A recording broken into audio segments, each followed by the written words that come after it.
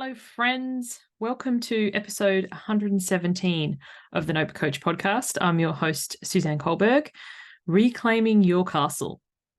So, I'm going to start today's episode with a little excerpt from the book, The Dark Side of the Light Chasers by Debbie Ford.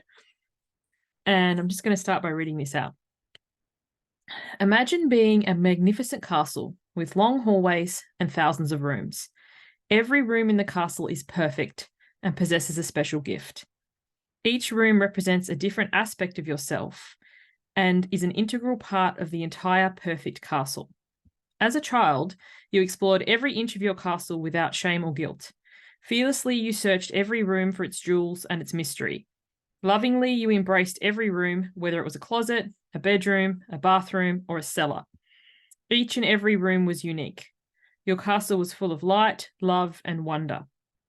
Then, one day, someone came to your castle and told you that one of your rooms was imperfect, that surely it didn't belong in your castle. They suggested that if you wanted to have a perfect castle, you should close and lock the door to this room. Since you wanted love and acceptance, you quickly closed off that room, and as time went by, more and more people came to your castle. They all gave you their opinions of the rooms, which ones they liked and which ones they didn't, and slowly you shut one door after another. Your marvelous rooms were being closed off, taken out of the light, and put into the dark.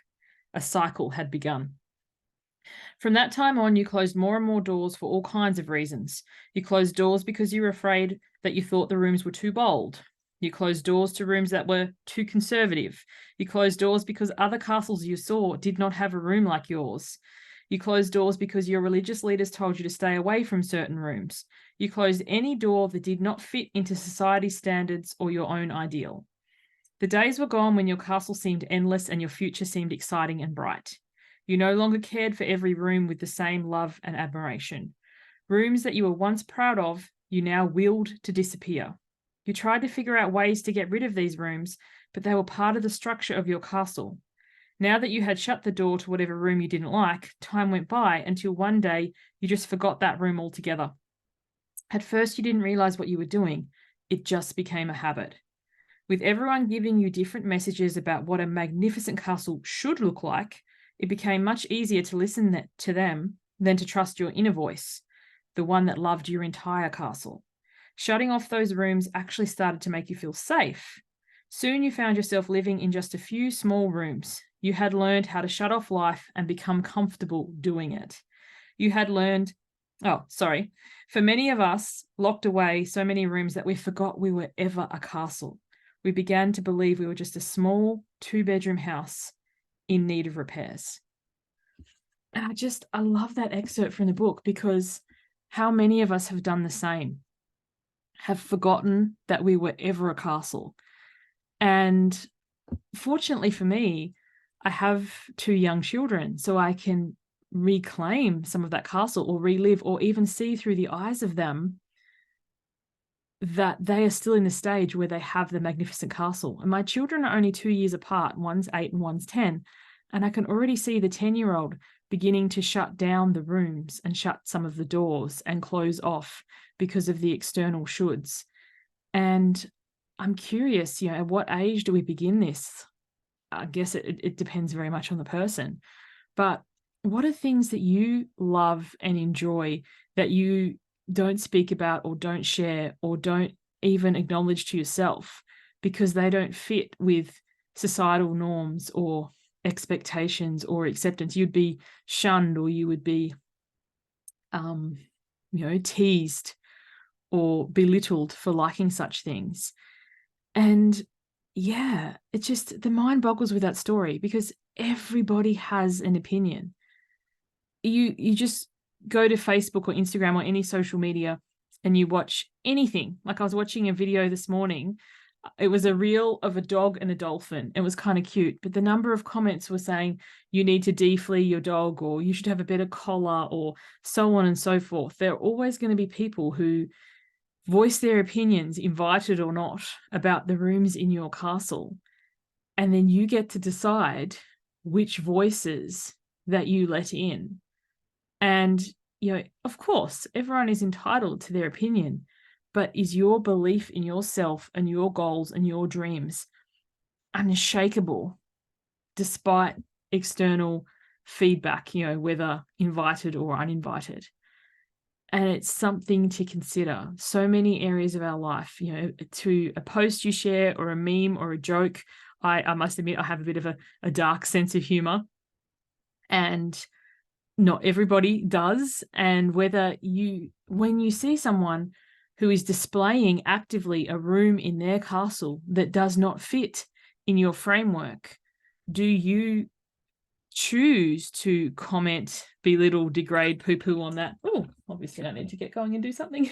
I don't know if that would have come through. I guess I'll see when I hear it back. No editing here. Or do you decide to just keep on scrolling?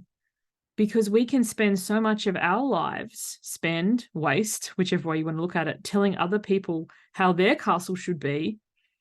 And when we're doing that, we're not dusting, spring cleaning, freshening the roses, so to speak, in our own.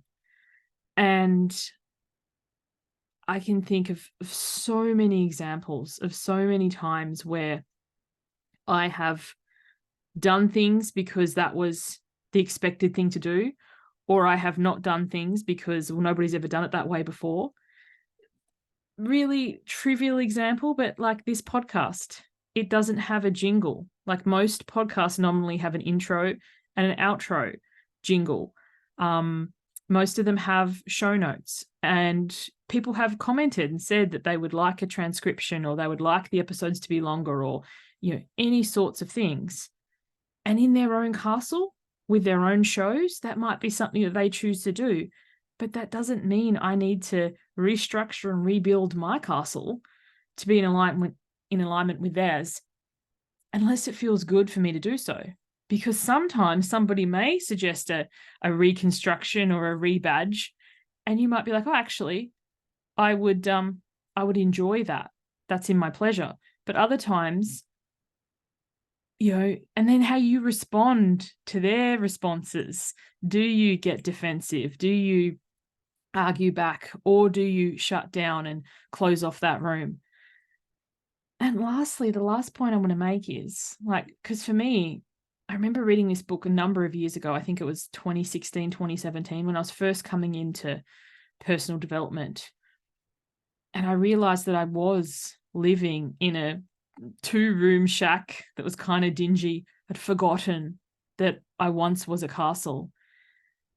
And there's a difference between having that insight, aha, breakthrough moment, and then the work of actually reclaiming, rebuilding, restructuring the castle. And it's not as easy. Like sometimes, the insight or the breakthrough is not the transformation.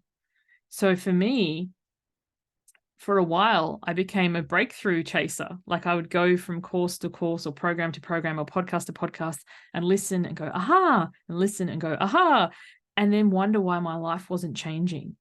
So whatever it is that you're doing, when you have that insight, when you have that breakthrough, what are you going to do differently? Not to overload yourself, not to overwhelm yourself, not to exhaust yourself, but nothing changes if nothing changes. So if you're like, actually, I am living in a dingy 2-bedroom shack right now, and I want to expand my castle. I want to clean out some of those rooms, open them up, open the curtains, dust, degrime. What would that look like for you? Is there a hobby or an interest that you have put to the side that you want to start doing again? Is there an instrument that you could play, or are you into cross stitch or quilting, or is there a weird TV show that you want to get back into, or fan fiction, or I don't know. But what are the actual steps to reclaiming your castle? And people often ask, what is the work that I do with people? The work of Why Wait, the work of the Mighty 90. It's the actionable stuff. If you want to just be a breakthrough chaser, listen to my podcast. There's been this is episode 117. There's lots of insights and ahas. I don't charge for the information. Information's free. You can Google all this stuff. Where you hire support, where you get a guide or a mentor, to walk the path alongside you, to remind you about why you started, to keep you lovingly accountable, to support you through the ups and downs and hiccups. That is what the work that I do is. So if you head over to my website, suzanneculberg.com, the description of why wait is on the main page, and the next cohort of that kicks off in early October. And so thus far, at the time of recording this, we have 9 fabulous people enrolled. So my guess is it'll probably end up at around 15 to 20. So the numbers are small. And what I love about that is I get to know each and every one of you. You get to know each other. And it is a journey of reclaiming our castles. So I'd love for you to join us in Why Wait. Thank you so much for listening. I'll see you on the next one. Bye for now.